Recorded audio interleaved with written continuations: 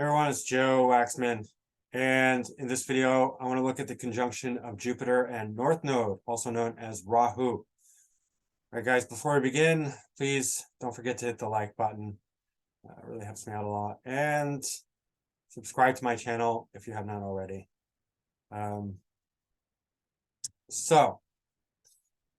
Also I'm having a class tomorrow. It's tomorrow evening, Philly time. New York, Philly, East Coast, Eastern Standard Time, or wherever we're at, Eastern Time. I never know which, that's what I say, like, I never know when it's, I guess like summertime is daylight savings, but it's just whatever. It's like weird. I don't like it. Does anyone like it? I don't think so. That's a 7, and just email me if you want to get on the list, if you have not already. All right. What is Jupiter and South Node conjunct? Well, Jupiter, as you probably know already, is about expansion. It's the great benefic. It's philosophy, religion, connection to God. It is adventurous as well. Jupiter rules the thighs, and Jupiter brings success often. It's very generous. It rules our faith, our optimism in life. Badly afflicted Jupiter can cause depression. Very healthy Jupiter can cause, tremendous optimism and joy and faith, like deep, not the kind of superficial joy, that's more like Venus, but like a deep satisfaction with life, right?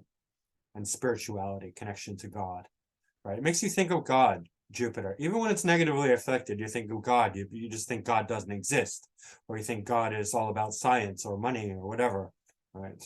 But atheists always think about God, and they're always trying to prove that God doesn't exist, right? So they have an afflicted Jupiter usually. Right? And then North Node. What's North Node? Well, North Node are the nodes of the moon. They're not actual planets or bodies. They're points in the sky. They are eclipse points, right? The points of occultation. When the sun and moon line up with one of the nodes, north or south node, you get an eclipse. Or if they're opposite, conjoining the nodes within a certain amount of degrees, you get also an eclipse. You get a lunar eclipse, right? When they're conjoined, you get a solar eclipse. When they're opposite, you get a lunar eclipse. And those are very important points. And even when they're not, when there's no eclipse, they're still very meaningful, very, any planets that are conjunct or square, or even other aspects will have some influence on them. And even if no planet is aspecting the nodes, they still are very, very significant, because in the first half of life, the South Node is active. And these are sort of karmic destiny points. When the South Node is active, you're reliving the past. You're relearning the lessons that you've already learned. It's like a review. And that's what young people do. That's what, that's what our youth is for. It's for relearning past lessons in the sign and house and planets that are, aspecting the South Node. And then in our 30s, the North Node starts to gain momentum. And then at 42 is really the cutoff point, where the South Node no longer is active. It's really just kind of dead, and there becomes a detachment and a spiritual kind of quality to the South Node. And the North Node starts to pull us, and it's like a magnet of that we obsess over, we're drawn towards, like unavoidably, pretty much. I mean, there's some people say it's bad, it's, but it's pretty much, a done deal that you're going to move towards your North Node. You don't have to try. It's not like something you really have to strive for. It's just going to be pretty automatic. I haven't seen it otherwise. I don't think there's a, in any case, wherever that is located, you're going to be very obsessively drawn towards it. And it creates, a kind of materialistic worldly hunger, right? It's not, it can be, directed towards spirituality, but it's still going to be in a worldly way. Whereas the South Node does have a spiritual vibe, so the North Node is more, it's heady, it's intellectual, it can create weird situations. So it sort of wants to achieve by any means possible. So there is some negative connotations, but it depends how it's aspected, what planets are with it. It's not necessarily negative.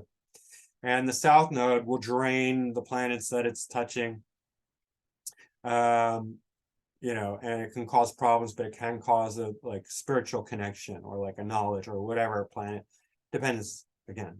But so Jupiter North Node together is going to create an expansion of success, or whatever in whatever house and sign Jupiter's in, or whatever whatever houses Jupiter rules, right?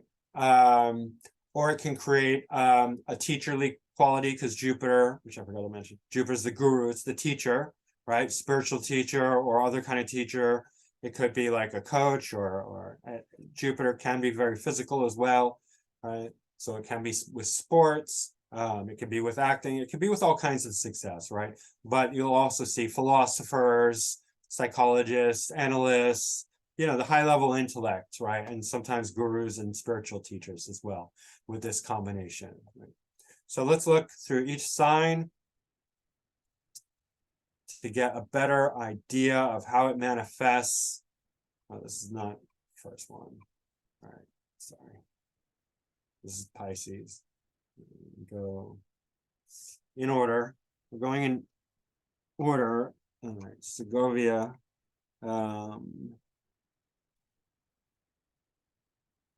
Aries first. All right, Andre Segovia. You probably never heard of this person. But they were a classical guitarist. And the reason is because not every sign, sorry, let me just pull up there we go, little video.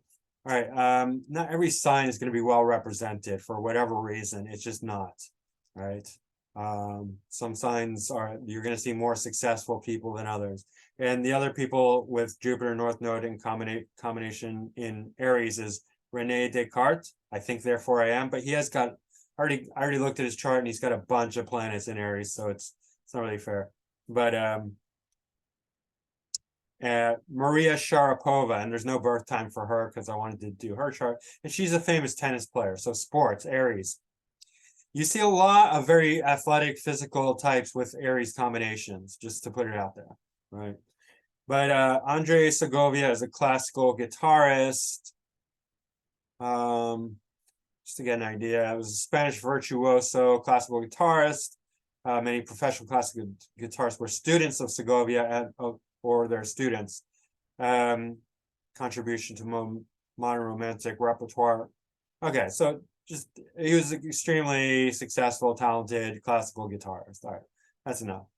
I wanted to get a wide variety of people as well. So North Node conjunct Jupiter exact in Aries in the 7th house, along with Mercury. Right. So, his relating, his ability to relate to people, connect with others, that's going to be very strong here. Jupiter is ruling the 3rd house, so skills of the hands for this. It's just my guitar, air guitar, my air classical guitar. And strong Pisces influence in the 6th house. Exalted Venus, very creative Pisces moon and Pisces sun all in the 6th house. So very hardworking, studious. Exalted Saturn in the 1st sign, in the 1st house. And so he's definitely like an authority. Saturn can be a teacher, though it's more just like the person who's like judge, jury, makes the rules, right? Authority, leader type person. You see here what's going on. Slow Mercury. Again, that's going to create more skills with the hands. All right. And so there's just this kind of obsession with Jupiter, this thing, and also the 6th house, hardworking and creative as well, right? Mars is in Taurus. Taurus is very sensual, beautiful. 8th house, very deep, passionate, sexual. authentic, raw. And then also Pluto and Neptune are conjunct, so that's pretty unique in Gemini, ninth house. We see some nice trines here. Chiron is trine Jupiter.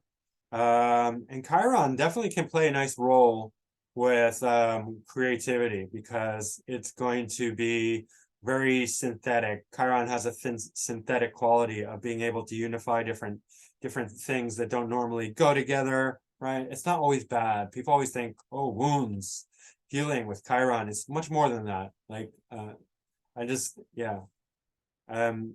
on a mission against this superficial kind of astrology that's just like, it's all stereotypes and parrots and boxes and lame cliches. We have to look a little bit deeper, right? Okay, but trines are very skillful. They represent skills, so that's good. Moon is exalted in Taurus, so that's bonifying this Mars, which is not great dignity. Venus is the ascendant lord. It's exalted, so very strong first house, third house, sixth house, right? So anyway, yeah. So he's a teacher and a leader and a master guitar player. All right. Let's go to Taurus. And we have Audrey Hepburn, Jane Roberts, who is a psychic. And she did the Seth material. So again, that funny, I wouldn't expect it in Taurus, but Jupiter does have that mystical guru spiritual quality, right? And she was like a teacher. And then Jean-Pierre Nicolas is who we're gonna look at next. And you never heard of him, I'm sure, but he was an astrologer. And since this is astrology, it's relevant. He's a French astrologer and a mathematician, or at least a mathematical astrologer. And Taurus is excellent with numbers and math and graphs and accounting and, counting their money, right? Counting how much food they have, counting how much money how much things they can buy with their money. That's all very Taurian type stuff. Mathematics. Yeah, mathematics is excellent for Taurus, or Taurus is excellent for mathematics, we should say. So he's got a loaded Taurus 11th house with Moon, Chiron, Sun, North Node, and Jupiter. And I had my Jupiter in Taurus as well, and I was very good at math. Mercury is in Gemini, in the 12th house, so a bit of a mystical Mercury. When Mercury's especially like a good Mercury in the 12th house, it's good combination, right? Because the 12th house is quite mystical, right? And good for acting and creativity, but Mercury in Gemini is very logical, right? So you're tapping into some weird, you're getting the very logical quality in a very mystical area. So it's crossing a bridge there that is unique, and they can tap into some really deep insights. He's got a Cancer ascendant and Pluto in the first in Cancer, so he's definitely a bit of a mystic. He's got a Mars in Cancer, so but the Cancer is like Pluto in Cancer, because Pluto rules Scorpio, so it's a very watery planet anyway, very spiritual in its own way, deeply transformative. In Cancer, it's going, it's kind of amplifying it in a very deeply watery way. And 11th house as well has that Aquarian Uranian vibe, and Uranus is in the 10th, right? If Uranus is in the 10th, that's also another indication that they can be an astrologer for a career, right? Jupiter is also ruling the MC and most of the 6th house, right? So for the career, that's 11th, 12th, right? So 11th for, the Aquarian Uranian quality. It's tapping into that big worldly mind frame, and then the 12th for a bit of a mysticism. 12th still relates to astrologers, Pisces, Neptune, definitely. You see a lot of that. Got a nice trine between Neptune and Saturn. So it's kind of scientific imagination. Let's see here. Venus is quite slow. So it's, you know, since he's into mass, that's good. And his Mercury is exalted, or not exalted, domicile, sorry. And then Neptune, I bet Neptune is pretty close to station one day. So this Neptune is very powerful. It's in the third house, third quadrant, second whole sign, but third quadrant. So powerful. You know, Neptune, the outer planet, all three outer planets play a role with astrology. Neptune is a bit more sort of I've heard it said it's for predictive astrology. Neptune is excellent, but just in general, just having the ability to imagine things. When a planet is slow, it becomes very powerful, very potent, and very refined, right? So a very refined imagination that is scientific at the same time. Saturn is going to bring in so this is an imagination that can be brought into fruition, you could say. So yeah.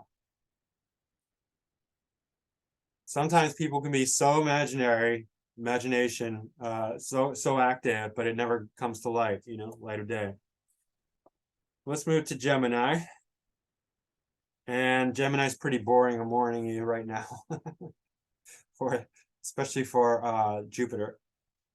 We have a French prime minister. That's the best I could do, believe it or not. Not just because of who the people are who have this combination in Gemini, but because of birth times. But it's Elizabeth Hurley, who is an actress. I think she's an actress. And then Lana Wachowski, who I would have loved to have done her. She's one of the brothers who did The Matrix, now sisters. It's ironic, right? Like they make The Matrix and then they're buying into The Matrix. They're in The Matrix because the whole transgenderism thing is completely asleep. Woke is asleep. Woke is 100% asleep. It's just fooling them that they're awake. They're pretending that they're awake while they're in the Matrix, right? They're completely blue-pilled, right? In any case, so it's a weird, but Gemini, you can see North Node, Jupiter, and Gemini. Gemini, the twins. The Mercury is not has no. It's neutral. There's no gender, right? Gemini has no gender, and it's twins, and so it's flipping, right? So you can see that. But this is that's interesting for Lana Wachowski. You're gonna always see this. You're always gonna see why somebody is like gay or bisexual or very sexual, heterosexual, asexual, transgender. You can see that. You're going to see definitely it'll come through in astrology. All right. So this is a French prime minister. Pretty boring. There was no birth time for Lana Wachowski. I would have loved to have done that one, but anyway.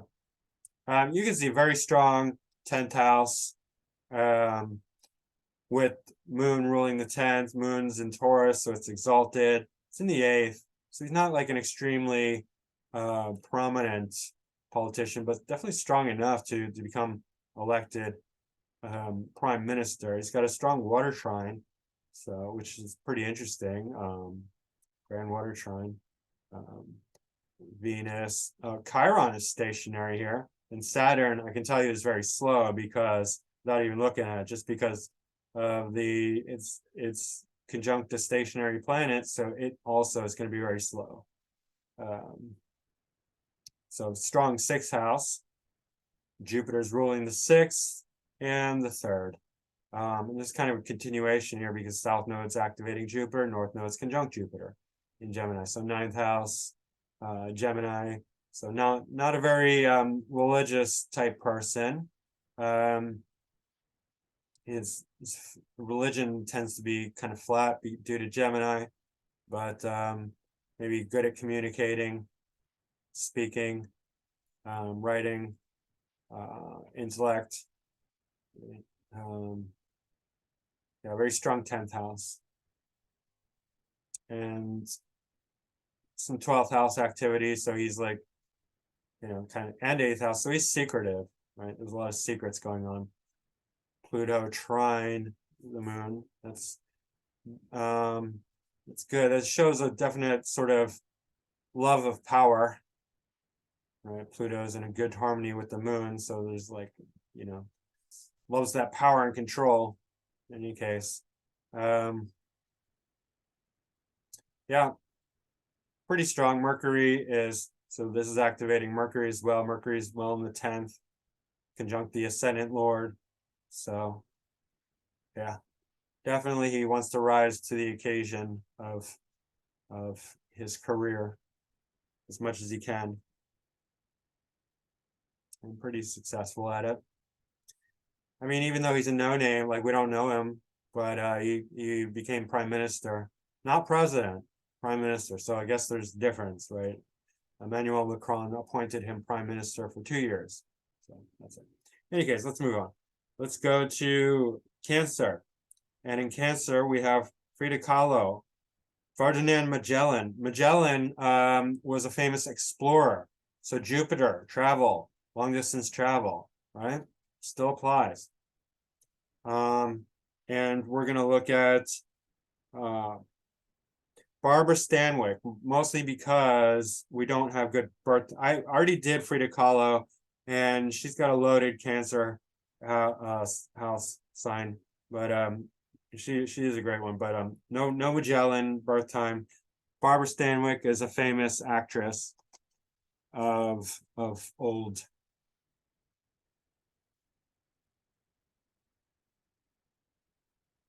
And she's got an exalted Jupiter, conjunct Sun, Neptune, Venus, 11th house, career success. Mercury ruling the MC is in Leo in the 12th. So definitely, 12th and the 11th, conjunct the Jupiter. Jupiter brings success. North node conjunct the Sun. North node conjunct the Sun is also an indication of fame. Right? The Sun rules fame, and Sun's ruling the 12th, so acting. So definitely famous, big time actress. Right? Jupiter is ruling the 4th, so from a young age, 7th, bringing a lot of people to her son, to her fame, being very attractive. Neptune also representing acting. Venus for beauty, aesthetics, creativity, femininity. And then exalted Mars conjunct Uranus, so explosive in the 5th house, explosive performance from a young age because South Node. Yeah, and so Mars opposite Venus, a little wide, but still. So then strong sexuality because that's, you look to Venus and Mars mainly to see the relationship, like how is like a man or woman, are they sexual? Are they hot? Or are they not, right? If there's not a good aspect, or Venus is too strong for a man, right? Or Mars is too strong for a woman, then, then they can be reversed. The poles are reversed. And they're likely to be gay or bisexual. Or they're just extremely, they exhibit, they maintain their heterosexuality, but they exhibit the alternate qualities. They're somehow pulling that off. Right. Or they're just very intensely both masculine and feminine at the same time. But so she definitely has her masculine side. And then as she gets older, North Node's in Cancer, then she's getting more feminine. Yeah. Moon opposite Saturn, Moon in the first house. Moon in the first house is extremely expressive, right? Also excellent for actors and actresses. This would indicate her relationships, steady, stable relationships, and probably also, well, Saturn is good in the 7th. Pisces is good for acting, but Saturn in Pisces is so, I mean, it's not great. But, you know, just a little bit of a mixed bag. Yeah, I don't really know enough about her to say that much, but Saturn and Moon are not great together. Let's just say that. But it can indicate a strong, long-lasting relationship. Probably after some struggles, because Saturn's not that great. Dignity. In any case, no need to go on about it. Pretty slow. Mercury retro. Saturn looks pretty slow. I just like to check the speed of the slow planets. Not that slow. All right, let's move on. Leo. Leo, we have Julio Iglesias, Roger Waters, Gloria Gaynor, and Neil Donald Walsh. So I'm going to look at Neil Donald Walsh, and he wrote Conversations with God. And that was like a huge bestseller. But what's really interesting is that he was like basically homeless and had a series of horrifying, events, including a broken neck, a car accident. He lost his job. He lost everything. So he was like down, down, down on his luck. And then he wrote Conversations with God, and it was a huge success. Right. So that's pretty interesting how that works. And he's got North Node, Jupiter, Pluto, in the first whole sign, but a little bit in the 12th. So adding some sort of creativity, spirituality, mysticism. Yeah. And then Pluto's here. So Pluto always delivers its karma at some point.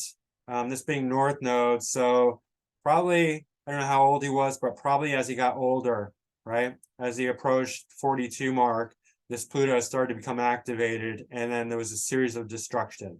Right. But then Jupiter came in. He's like, oh, we're not done.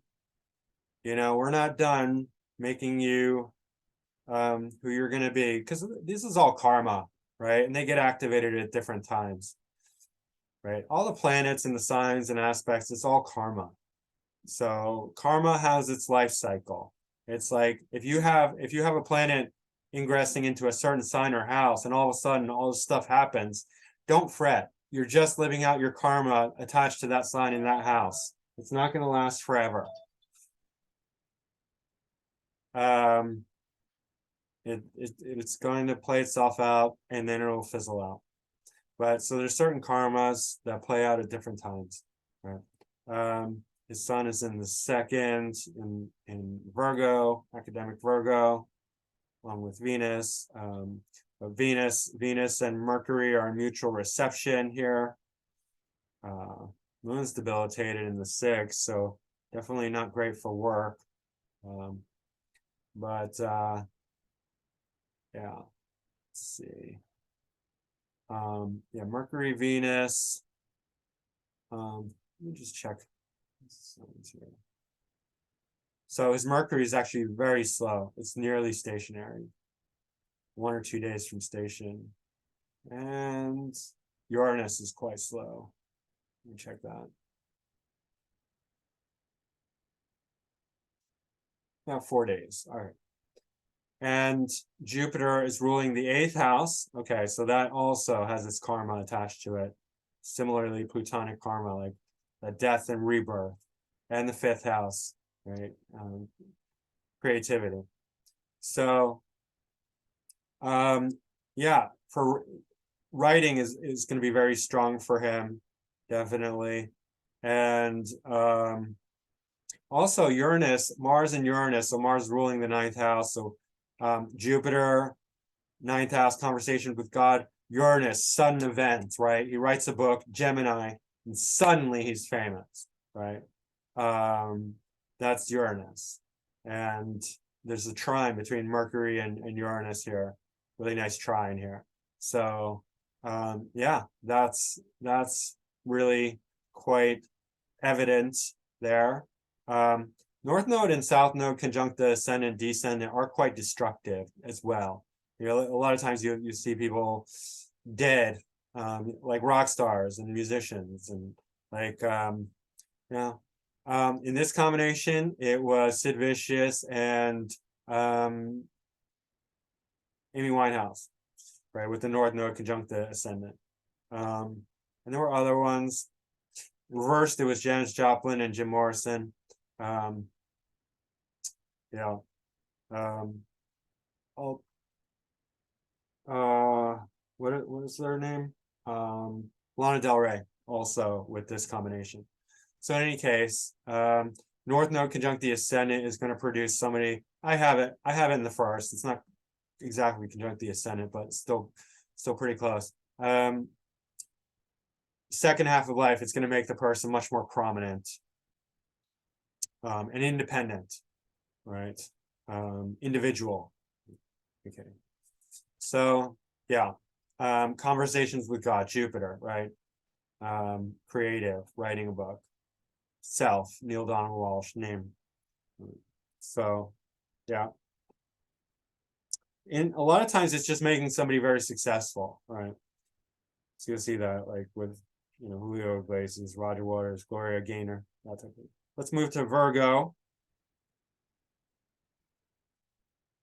And we're going to look at Ezra Pound, the famous poet.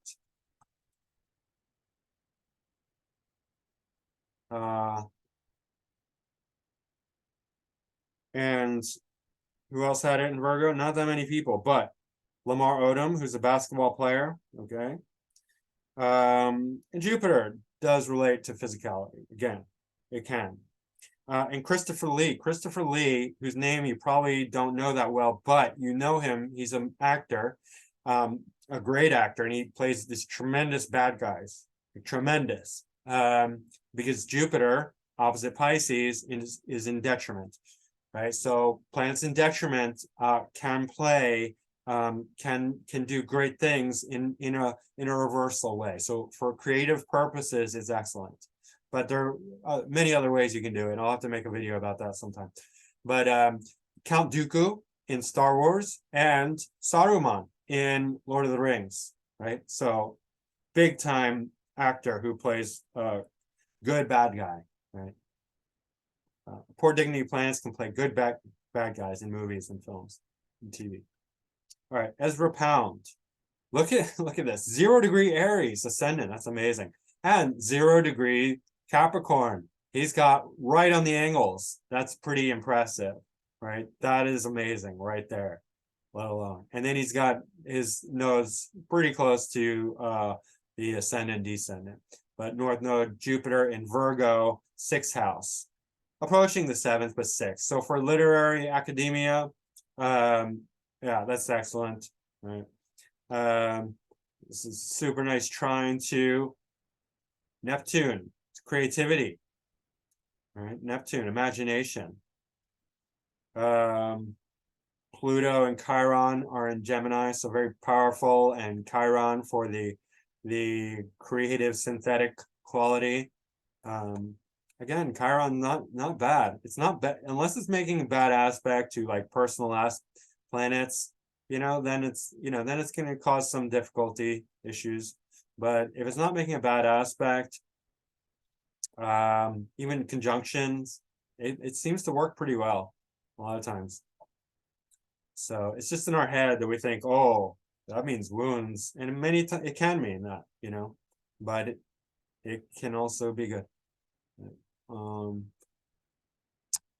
Mars and Moon in Leo, And so there's a mutual reception between Mars and Sun.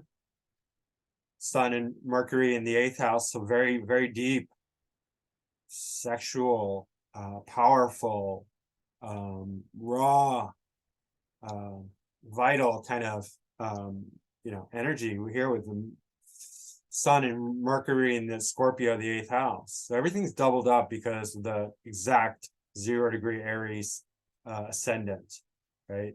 So he's got the full force of the 8th house Sun and Mercury in his poetry. So like deep, authentic, right? Mercury trine Saturn, so very, very crystalline. So his writing, what I do know about Ezra Pound, I don't know much. Oh, sorry, that's the Sun. I was thinking it was Mercury for a second. Still, it's applying. He was sparse. Like he would just work poetry until it was just a few words, and that's like, and it would just, and that's like, and if you're a poet lover, poetry lover, he did it to perfection. And that's a really nice trine between Saturn and Sun, because that's what Saturn does. It restricts, it removes, it refines, it makes things, very, very mature, especially in good dignity. I mean, Saturn's not in good dignity in Cancer, but the trine, still, it's apparently it's working. Like, again, for creativity. And I can't speak from personal experience because I don't really know Ezra Pound very well. I mean, if I'm just being honest, but apparently it works because he's a famous poet. Yeah. And Neptune trine the node and Jupiter. Jupiter is ruling 9th house. That is perfect, right? Perfectly, it's ruling all of the 9th house. Look at that. Look, everything is just perfect. I mean, that's a huge part of, Ezra Pound's poetry, poetic perfection. It's just the natural chart. I mean, this is like textbook. It's like, where do we begin? We begin at 0-degree Aries, and we culminate at 0-degree Capricorn. So, and Jupiter is also ruling the 12th house with the South node. So, and it's a continuation. South node, Pisces, 12th house, North node, Jupiter, Virgo. So combining that creativity of the 12th with the literary academics and perfectionism of Virgo in the 6th house, right? So, and creativity, the 5th house, he's pretty spread out too, right? Venus in Sag in the 9th, like high-minded. It's close to the MC, but it's very high-minded, right? Evolved, like college level, sort of, Jupiterian, philosophical, beauty.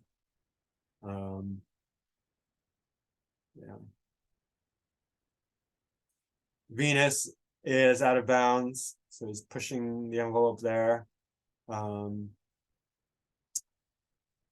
Mars gets excellent scores here. Everything is fast except Saturn's retro. Nothing's really slow.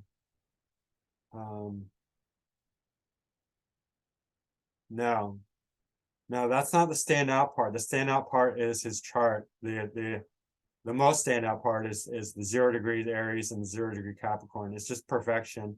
It's so rare too. And then these really nice trines, and then very strong Mars and Sun.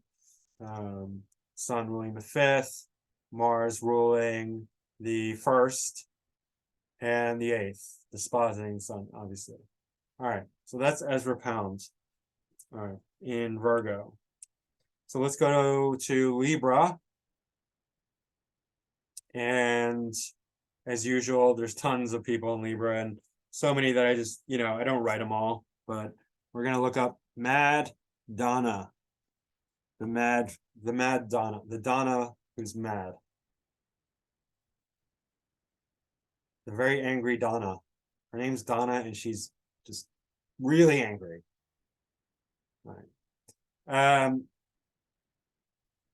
It's really interesting. I don't think Miss Mad Angry Donna understood or was referencing astrology when she called herself Madonna, because Virgin Mother, right? Virgo, Moon on the ascendant, conjunct Mercury, exalted in Virgo, right? Like a virgin, Madonna, Virgin Mary, Mother. Moon in Virgo is the Virgin Mother, right? So it's fascinating. I mean, you can't make this stuff up. It's too literal. It's too exact. It's too perfect. Right? And then she's got second house, North Node, Jupiter. Neptune's more in the third, right? But obsession, Venus, Libra, second house. Venus is at 0 degrees Aries, so her fashion is Aries, Leo, right? So her fashion, the sense of fashion, 0 degrees, the nth degree. Material girl, Vogue, you know, that sort of thing. Is just, she is a fashion icon. I mean, she's set the stage for so much of that. Very strong Leo. You know, Uranus is not too far from the sun, so very independent. It's a new moon, so also like as far as like trailblazing, starting new things, it's all very strong. Her Mercury is very strong, right? Like I'm not a fan of Madonna, like, but she is what she is, which is somebody who's done tremendous for herself, right? Sun in Leo, exalted, domicile, Mercury right on the ascendant. So Mercury's retro. So Mercury retro people can be kind of belligerent, you know, they're just very disagreeable. They just want to say, no, nope, wrong. You know, whatever you say, they just want to disagree with a lot of times. Right? Nothing stand out there. But and Mercury on the ascendant is also very strong. Right? And then Moon on the ascendant, very expressive. Pluto still, you know, gonna do Pluto things. She has a dark vibe to her, definitely. And it takes a while to come out, Pluto, because the outer planets are big shoes to grow into, and you have to usually see it more when the person really matures, right? So like my Uranus on the ascendant, when it just basically caused trauma for the first half of my life. That's why I'm like so like late bloomer, like really effed me up, you know, caused a lot of trauma. But you know, eventually, as I get older and older, I can really step into those big Uranian shoes. Same with Pluto. It's, you know, it's just gonna make, you're not gonna really see Pluto or Neptune or Uranus in a young person unless you see it, like you'll see it in a messed up way, kind of. You'll see like very extreme creativity, right? Like Kurt Cobain had Pluto and Uranus on the ascendant. Extreme creativity, but what happened, right? Blew his head off. I mean, well, probably Courtney loved it, but that's another story. In any case, let's go back to this. Jupiter ruling the seventh, so popularity. People love her, right? Not everyone, not me, but fourth house, young age, early. And she did, right from a young age. She's like, you know, making music videos in the 80s. She is an original icon. Love her, hate her, can't ignore her. We wish we could ignore her, some of us, I think most of us, but we can't. She's posting too many photos on Instagram of like, she's like 70 and she's like posting these ridiculous photos, like half nude, maybe full nude. I don't know. I don't even look. In any case, who else has it in Libra? Kate Bush, Angela Bassett, Mark Cuban, and I would have liked to have looked at his chart, but there's no birth time. Belinda Carlisle and Bea Arthur of the Golden Girls fame. All right, let's look at Scorpio, and we're gonna get Alzheimer's looking at Scorpio for some reason, because Alois Alzheimer has Jupiter and North Node in Scorpio, and that's who we're looking at.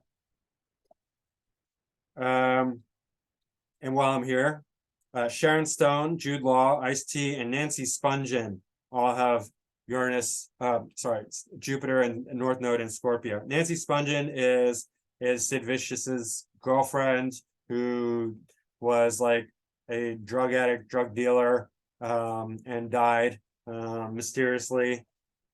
In any case, this is Alois Alzheimer. I'll just pull up his Wikipedia, because he invented Alzheimer's and he gave it to lots of people. I'm just kidding. That'd be really funny though. He was a German psychiatrist and neuropathologist, and all right. He's credited with identifying the first published case of pre-senile dementia, later identified as Alzheimer's disease. I kind of like it better if he did give Alzheimer's to people, but he didn't. He just discovered it. Very strong first house with Mercury in Gemini, Venus in Gemini, Sun in Gemini, exactly conjunct ascendant, and Uranus. So extremely independent, very brilliant, revolutionary kind of thinker, high intellect, and then boom, exalted Saturn, stationary, exactly conjunct the moon. This dude is like, I mean, opposite Mars in Aries. Oh my God. This is 5th house, trying the ascendant. Wow, it's really strong. So Saturn often is very scientific, right? Because it's that crystal kind of thinking. It's very it's going to reject anything that doesn't meet its kind of cold logical standards. Jupiter's philosophy. Saturn is cold, hard, rules and logic, and if it's in good dignity. And here it's exalted and stationary. This S, that's what it means. And exactly conjunct moon. Moon is not Saturn and moon is a difficult combination, because moon really restricts Saturn. Saturn really restricts moon's emotionality, ability to feel and express itself. But so he's not like, excuse me, he's not going to be an artist, right? He's not going to be a creative type. He's going to be very cold, hard, analytical. But also deep diving in Scorpio with the 6th house. That's very academic and hardworking. Scorpio is psychological, analytical. Well, not analytical, that's Virgo. It's psychological and deep penetrating thinking. It really wants to discover like new depth. Like it takes things apart. It wants to look on the inside, right? Scorpio, the Scorpio mind would be like, there's probably a Scorpio that first decided to cut people open and look on the inside, see what they're like. I'm not kidding. Like that's really very Scorpionic. It's like, let's see what's on the inside. And like they're taking everything apart and everything's separate. And the same thing, like taking machines apart, looking at them, trying to understand the mind on a mental level. That's psychology. Astrology is taking people apart on a through a planetary relationship level. It's very mystical, but that's what I'm doing. I'm taking people apart. So yeah, Jupiter is ruling the 7th house, and I mean it's the 9th whole sign house, but it's most of the 10th house, so 9th, 10th. So some high level activity, prominent career stuff, but yeah, very discovery oriented, right? Scorpio wants to discover things, wants to unearth things, wants to go deep in the cave and find a diamond. Plus he's got South Node Pluto, so it's kind of a continuation. That's how you know when somebody's life is just like one continuous flow, when the South Node is similar to the North Node. Pluto is co-ruler of Scorpio, so there's a definite continuation there. Yeah, and then Mars, obviously, in Aries. Neptune, when Mars and Neptune are together, especially if it's good, good, you know, Mars in Aries, so Mars leading the way here. It is bringing to life something that from the imagination, right? Because Mars is very physical. Mars is a doer, and Neptune's very imaginary. So you can imagine stuff and then bring it to life with a good Mars if they're somehow in a healthy relationship. If not, it's like chasing windmills, right? Fighting windmills. It's quixotic. It's delusional, right? So that's how you can see that. Yeah. Let's see here. This is pretty interesting too. Mars opposite. They're both in really good dignity. Mars in Aries, Saturn in Libra, exalted. That's intense. Very it's gonna be very hardworking and interesting. It's definitely gonna create a lot of dynamic quality because I mean they're obviously in good dignity, so it's not like a it's not a bad opposition. It creates something good, harmonious. In any case, let me just check, see what else is going on here. Saturn station, obviously. Mercury's a little slow.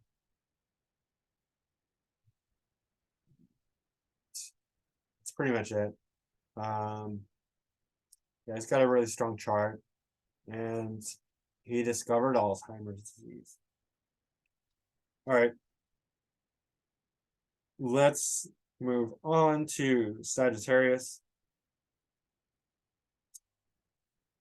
And in Sag, we have Eric Fromm, another one you may have heard of, but probably not. It's not super well known. But all right, Michael Landon, who is famous actor, Little House on the Prairie, many other roles. He died of cancer. Spencer Tracy, an old actor. Dick Cavett, like TV guy.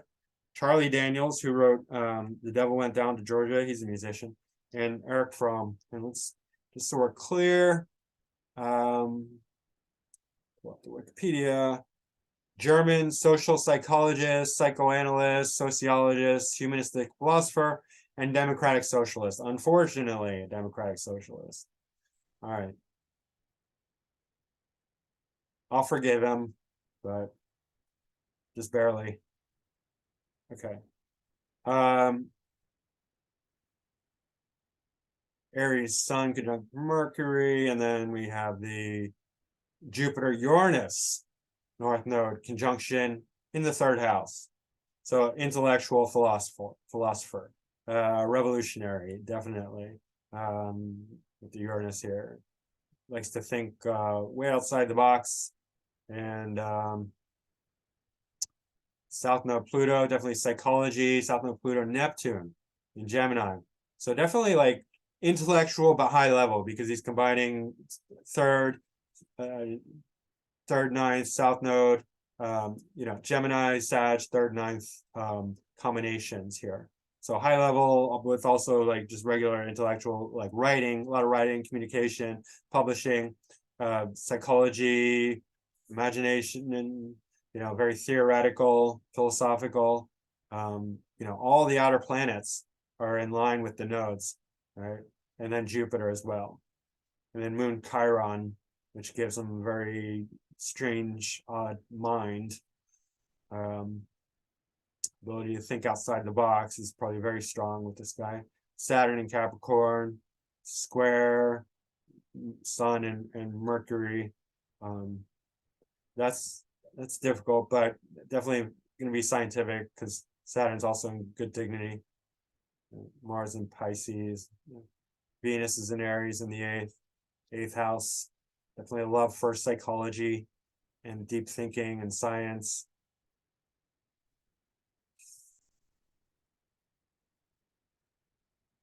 Jupiter is very slow, and Uranus is looks slow too.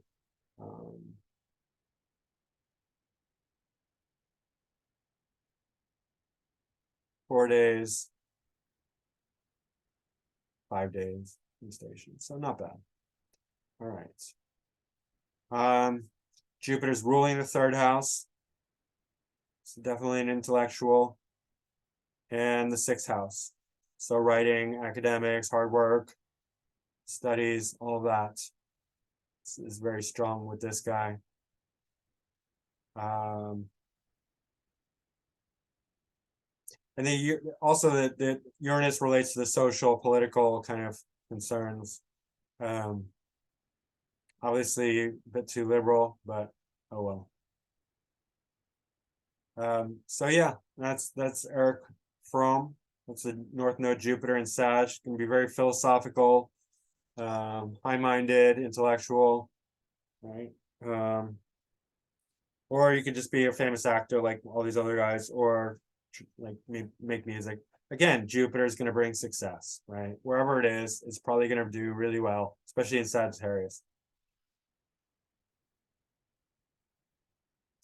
Let's move along to Capricorn. And we're going to pull up everyone's favorite Twitter liberal, Alyssa Milano. And she was great back in the day in like not Saved by the Bell. Who's the Boss? Right? She's really young, she's cute. I used to watch that show all the time. And then even in like when she played that witch, in the with the other witches. I don't know. I don't remember what it's called.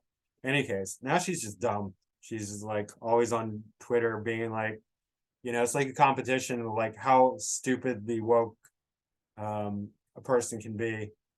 And she wins usually. She wins pretty hard a lot of times.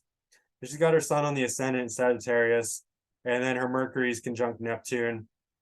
So right off the bat, we could tell that she is good at acting, not good at thinking. I'm sorry to say, her Mercury it's in Sag, so it's opposite Gemini, so it's already in detriment, and then it's conjunct Neptune. So it's like, she doesn't know how to think, right? And she's kind of greedy. She's got Jupiter and Capricorn. She's all about in basically, well, it's the second whole sign. It's the first house, but I mean, it has some second house pull as well. So, she should play some dark roles. She'd be good at that, right? Because her Jupiter, her Mercury, they're both not in good dignity. Jupiter is debilitated here. Yeah, there's going to be some success, but she's kind of greedy. She's kind of like Jupiter and Capricorn is like, gimme, like let's make some money, let's build some success, let's create a business. She's not this ultra kind compassion. She's fooling people. It's because Mercury's conjunct Neptune. She's kind of lying. I mean, she's Mars is in Scorpio, so she's sexual, and it's within proximity to Venus, so I think it's okay because it's not like they're not entirely disconnected, right? So she's very sexual and she's very adventurous, and she's probably great when she's not acting, which she's always doing, like when she's on Twitter and whatnot. But when you get the real her, she's probably a lot of fun, very sexual, very hot, right? But she's got this phony, ridiculous woke persona going on. Her moon's conjunct Saturn, so she's kind of hard-hearted in Gemini, right? And Jupiter does not do well in Gemini. Jupiter's not in Gemini, but it's in conjunct, so Jupiter's not doing anything good for this moon and Saturn here. But she's not this loving, compassionista that she pretends to be. No, she's just woke nonsense. She got Pluto and Uranus in the 10th whole sign house, so strong, powerful, career, and very strong ascendant, of course, because Sun is conjunct the ascendant. So definitely that's why she's got a big bright name that everyone knows. I mean, it's really interesting because That's important. Like, you don't notice everyone's name, like Christopher Lee. Like, nobody would know Christopher Lee, even though he's like 10 times the actor that Alyssa Milano is, right? He's played so many amazing roles, but everyone knows Alyssa Milano, even though you never even see her in movies anymore. She was in like, she did like she's done some like Dracula, like vampire movies and witch movies. So she does play like dark characters sometimes, and she's good at it. But not major. Like, but her name is way more known than Christopher Lee, for example, who's just a million times better actor, and plays way better, bigger roles. In any case, so this is Alyssa Milano. North Node conjunct Jupiter and Capricorn still gonna do pretty well, like, right? But it's gonna make somebody who's a bit more materialistic, greedy, success oriented. And the second house also we have to really include in here, because, well, you could say, all right, well, it's Saturn's conjunct Moon in Gemini in the 7th, 6th, but conjunct the 7th house cusp, so that's why. But Jupiter's still influencing, even though it's out of sign, but I still think that Jupiter North Node is influencing the second house, because voice, she speaks, actress. In any case, let's move on. Aquarius.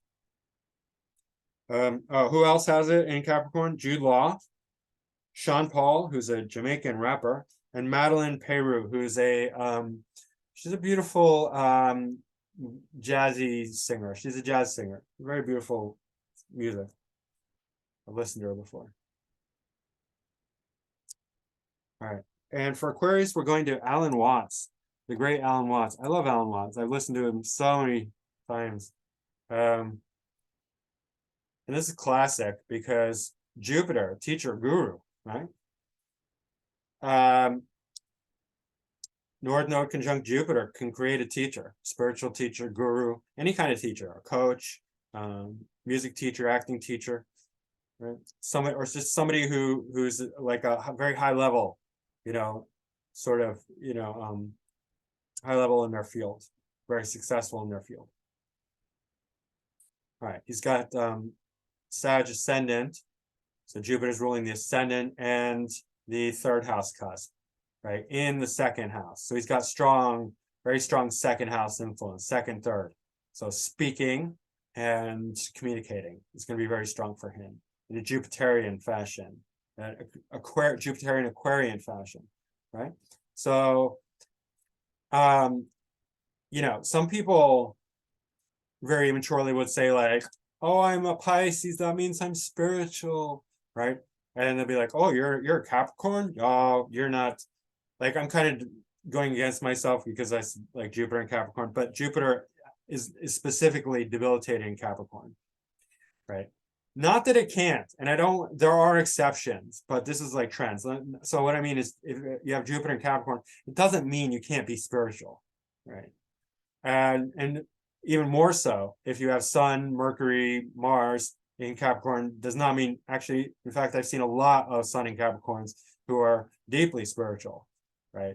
So, but in any case, it does make a leader. It makes a boss, especially Mars conjunct Sun in Capricorn in the 1st house, but 2nd whole sign house. And then Uranus in Aquarius, Jupiter in Aquarius. Jupiter seems to do quite well in Aquarius, by the way. Like, I like Jupiter in Aquarius. It makes a great sense of humor. A lot of comedians have Jupiter in Aquarius, and a lot of really high-level teachers have Jupiter in Aquarius, because Aquarius is that very high-minded energy, very brilliant, very expansive, big, loves to think about big things, social, political, society, even outer space, right? Astrology. They get just huge-minded, right? And so like time and space and, the universe. And that's where the mind goes in a logical kind of way with Aquarius. So I'm a huge fan of Aquarius. Right? Sun can be a bit crazy in Aquarius because it's opposite its domicile, so it's in detriment. You'll see that Sun in Aquarius can go nuts, but not always. Sometimes they just go, brilliant. Like they say, there's a fine line between madness and insanity. There's no line between madness and insanity. I'm joking. Between genius and insanity. You know, genius and madness. However you want to put it. Brilliance and madness. But that's Aquarius. There's a fine line between madness and insanity. That's what I'm sticking with. All right. Jupiter. All right, we already did that. So Jupiter's ruling the third house. So definitely communicating and speaking. Moon in Virgo, so very analytical, sharp-minded, like myself. Moon, so Mars is exalted in Capricorn, so he's very, you know, he's a doer, right? He's a doer. He's very active, very intellectual. Sun, Moon, Mars, all in good harmony here. Mercury is going to bonify this Moon because it's exalted and domicile in Mercury. And this is the 10th whole sign house, but 9th quadrant. So definitely a lot of philosophical, you know, God talk, you know, God thoughts about God and spirituality and all of that. MC in Libra, so Venus and Sag in the 12th. So career that's definitely going to lend itself to like creativity, TV, film. He did well. Like there was a lot of recordings of him, right? They put music to his voice, and he had that quality, that kind of actor quality that, you know, that other, you know, film stars or creative types will have. MC's in the 11th whole sign house, so definitely a lot to do with groups and networks. With strong 11th house activation, you can really attract a lot of people to you as well, because it's kind of like the niche popularity. Yeah. Saturn conjunct Pluto, but out of sign is kind of interesting. Very intense when Saturn and Pluto come together. Very heavy. So I don't know. That's just it's really interesting. I'd have to think about that more to point out exactly how it relates to him. But he's got these great trines going on, right? Saturn to North Node, and then Moon to Mars, but also to, you know, Mercury by extension. So very talented. Chiron to Mercury, Chiron and Pisces. It's going to be very creative, right? And ability to really think in strange, unique ways.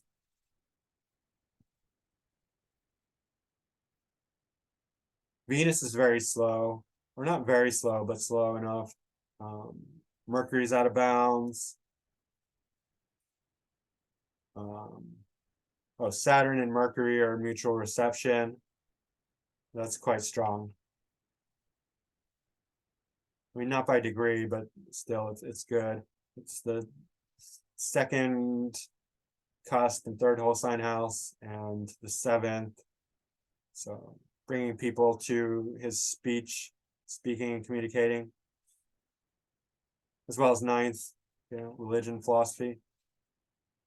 And when Venus is slow, so the sense of his sense of beauty and aesthetics and artistry is going to be more refined.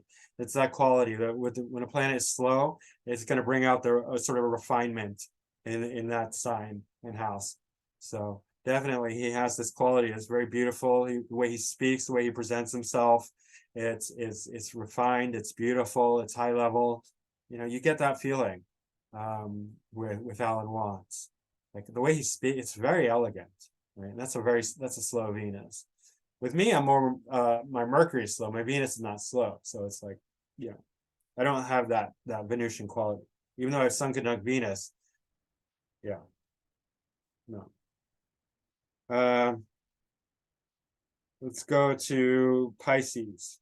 Oh, who else has it in Aquarius? Joseph Stalin. So Aquarius definitely deals with society. So like you'll see like people who are utopian, dystopian, kind of with strong Aquarian vibes, right? Stalin, communism, socialism. That definitely relates to Aquarius as well. And then Thomas Merton, who is similar to Alan Watts. He was a Christian mystic and theologian, right? But excellent high level thinking, brilliant You know, very similar to talent. He wrote books. He probably lectured too, but you know, very brilliant. You know, spiritual teachings. Let's go to Pisces. And Pisces, amazingly, is slim pickings. Why? I don't know. Best I can guess is that Pisces is so expansive that if you have Jupiter and North Node in Pisces, you're just going to get drunk and take drugs and hippie out your whole life and not do anything and lose all ambition. I bet a lot of people, I'm not joking about this, I bet a lot of people with this combination just lose all their ambition and they're just floating in clouds, and they might be extremely creative and imaginative, but they never do anything with it because it's too much Piscean energy, right? They just drink and do drugs and, you know, sleep on the couch their whole life, and maybe they'll do some, like, you know, half-assed, you know, paintings or artistry or philosophy or music, but never really, you know, put the effort into it to make it successful. I mean, example of this, Kurt Russell, he did it. Chris Rea, who is a guitar player, who you never heard of, he's a blues guitar player, and Stedman Graham, who nobody's ever heard of, but he's Oprah Winfrey's husband, Oprah Winfrey's no-name husband, who's written a bunch of books, and he's a public speaker and a businessman, but still nobody's ever heard of him.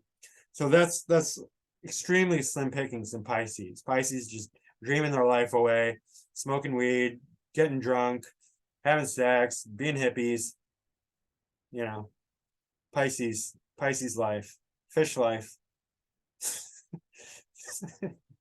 Sorry, that's funny. Fish life.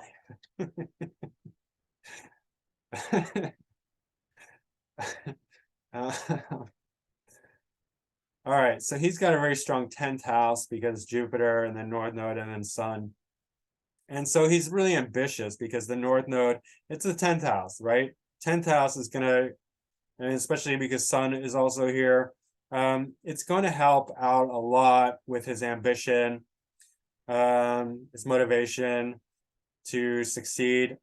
Pisces is excellent for acting because it's the I guess, like I always said, you know, Pisces, Neptune, 12th house, it's the imagination of the self. It's the loss of the self and the imagination of the self. So huge imagination. Kurt Russell is an epic actor. He's been in so many movies and he's so good. And he's another one of these guys who plays an excellent bad guy. Not sure why. I mean, he's got some good dignity planets, but well, let's look at it. Uranus in the first is very dynamic, very independent, very sparky, right? He's just an independent kind of guy. Moon in Cancer, Moon square Neptune, right? That is it's probably good for acting, but it does create delusions and fantasy. It's in the 5th house, it's Neptune. South Node Saturn. So he does have strong discipline, Virgo, South Node Saturn, Virgo. Saturn in Virgo is going to be very exacting, perfectionist, but also hard, right? Like, and not necessarily very friendly, kind of cold and contracted, right?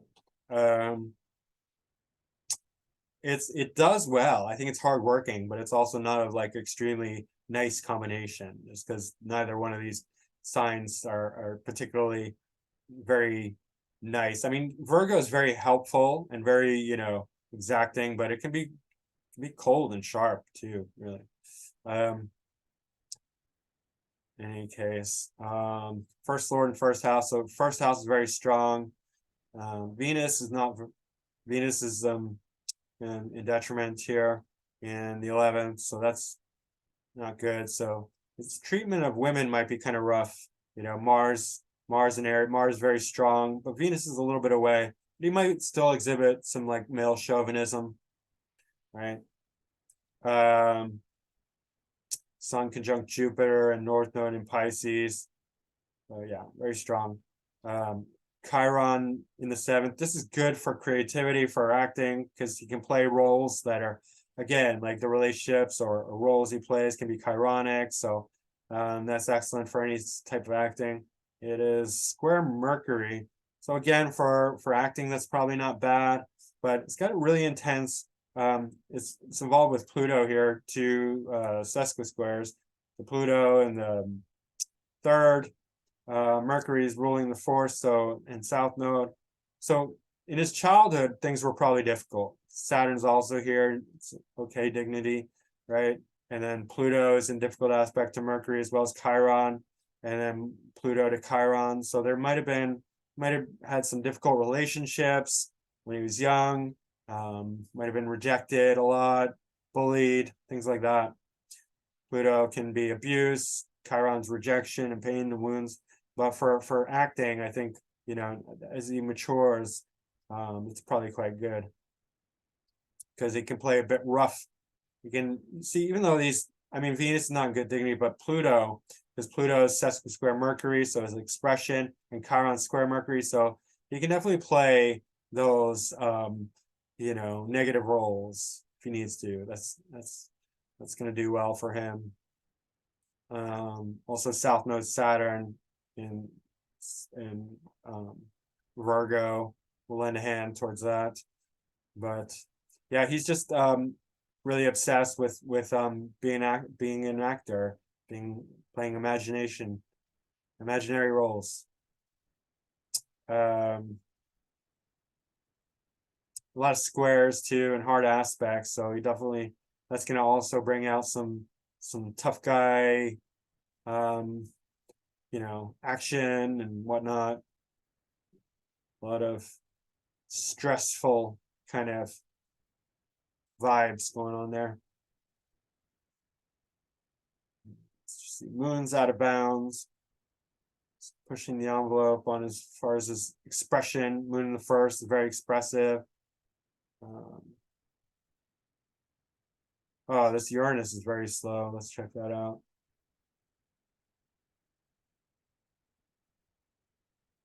Three days from station, so that's pretty slow, and that's right in the first house. So he's pretty much a revolutionary type guy. Definitely independent minded, probably pretty aware of things in the world, social, political, stuff like that. All right, so that's pretty much it. Yeah, Jupiter and North Node. Pretty diverse, but you know, quite successful all in all, I'd say. Yeah. So guys, I hope you enjoyed it, and please hit the like button if you can, and leave a comment down below, and join me tomorrow for my class. Just email me if you want to get on the list, and book a reading with me. My website is macroastrology.com. My email is macrogoldmachine@yahoo.com. And tomorrow I'm going to do Jupiter conjunct South Node. That's what I have. And then I'm going to move on to Chiron because my Chiron video is the most popular. So I figure might as well go with it since people want to hear about Chiron. So I'll do that as my next series. Going out of order because I do whatever I want.